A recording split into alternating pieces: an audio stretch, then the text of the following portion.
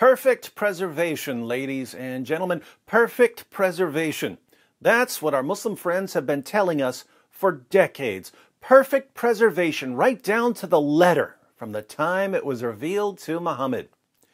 Seeking evidence for this claim, we opened their most trusted sources, and we read about entire chapters of the Quran being lost forever, large passages being lost forever, verses being eaten by a sheep, lost forever.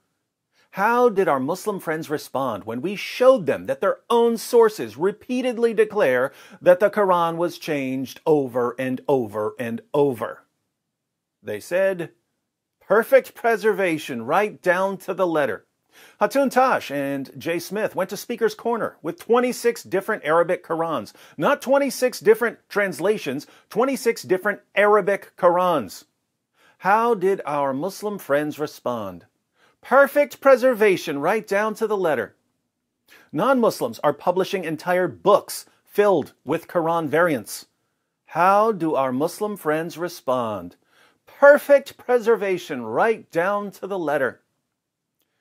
Fortunately, after decades of non-Muslims showing Muslims what's in their own sources and their own manuscripts, after decades of Muslim apologists lying about the history of the Quran, there are finally some Muslim scholars who are starting to admit that there are holes in the narrative.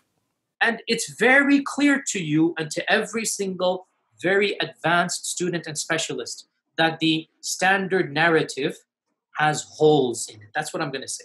Why are they finally acknowledging that there's a problem? Because the evidence is piling up too fast, and Muslim scholars are realizing that the longer they deny reality, the more shame and embarrassment they'll face later.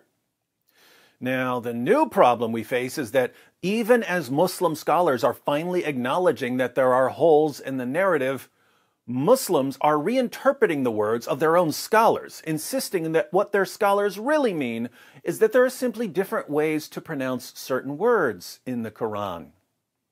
This is sheer nonsense. Sheikh Yasir Qadhi would not be in full panic mode over some pronunciation differences. Muhammad Hijab wouldn't have needed to delete an entire section of an interview if all Sheikh Yasir Qadhi had meant was that there are different possible pronunciations of the same word. But let's focus on Dr. Shabir Ally, who has recently admitted that there are different Qurans in different parts of the world.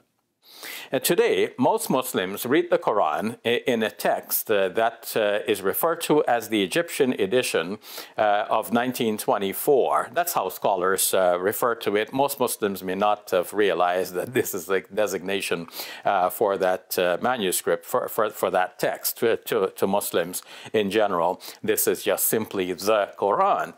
But this is not the only text of the Quran that is read throughout the world. He's also admitted that there are differences in Quran manuscripts. So there was this period in which Muslims had the opportunity to teach others the Quran without insisting on the precise words. Recently, a manuscript has been discovered from Sana'a in Yemen, and it's referred to as the Sana'a manuscript. That manuscript has two layers of Quranic writing. The lower layer has been scraped off, and the upper layer has the Quranic text written over. Now, the upper layer text quite closely corresponds to what Muslims are reading in the world today as the text of the Quran. The lower text that has been scraped off has some variation from what Muslims are reading in today's text. What's disturbing is that even when someone like Dr. Shabir Ally admits that there are different Arabic Qurans, and even when he admits that there are differences in the manuscripts, the Muslims in the comments section are still claiming that all Shabir really means is that there are different pronunciations of the same Arabic words. That's all he means. No, that's not what he means, my Muslim friends. Feel free to contact him and ask him. Send a message to Dr. Shabir Ally and ask, Shabir, when you say that there are differences in the manuscripts, do you only mean that there are different pronunciations of the same Arabic words? Shabir is going to give you an education, because Shabir knows what non-Muslim scholars are finding when they go through manuscripts of the Quran. They're finding missing words, added words, changed words, words moved around, words written over, words erased. It's a giant mess. As an example, yesterday, Dr. Dan Brubaker, a textual critic of Quran manuscripts, posted a video where he shows a single page of a Quran manuscript. He shows that there are no less than 11 textual variants and corrections on that one page. And these aren't simply different pronunciations of the same Arabic word. Let me give you one example of what he means from the video. This is verse 6:110. This part of the verse reads, Fi tughyanihim yatmahun. We let them wander blindly on in their insolence. And I've circled there the word that roughly corresponds to the word that we're looking at, Fi tughyanihim, because in this manuscript, the word tughyanihim does not exist. Rather, its place is taken by the word hauzihim. So it is an alternate word. Fi hauzihim actually is used, as you can see, in another verse, not too far from here in the same surah, then leave them plunged in their foolish talk. So here at 6:110, with this alternate word, it has the reading of, we let them remain plunged in their blindness, or remain immersed, perhaps, in their blindness. Makes sense, to my understanding of the Arabic. It does make sense. It's just an alternate reading, a different word from what we have today. Different Arabic words, different meanings, different translations. And what are our Muslim friends going to conclude from this?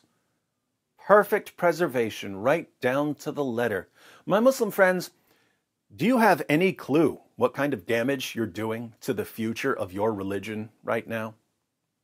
Once this lie has been exposed, possibly the biggest lie in history, the supposed perfect preservation of a book that was repeatedly changed and corrupted. Once this lie has been exposed, we are never going to believe anything you tell us about your religion ever again. When you lie to our faces about what we can see with our own eyes, you destroy your own credibility. When your own sources say that entire chapters of the Quran were lost, and that large passages were lost, and that countless verses were lost, and you say, perfect preservation right down to the letter, it becomes impossible to believe you. When you say that there are no textual variants in the entire history of the Quran, while textual critics who go through the manuscripts say that they've found tens of thousands of textual variants, there's simply no way to take you seriously ever again. This is so fun to watch. I encourage everyone to click on Dr. Brubaker's new video so that he can take you through 11 variants and corrections on a single page of a manuscript of a book that's been supernaturally protected by the great God Allah.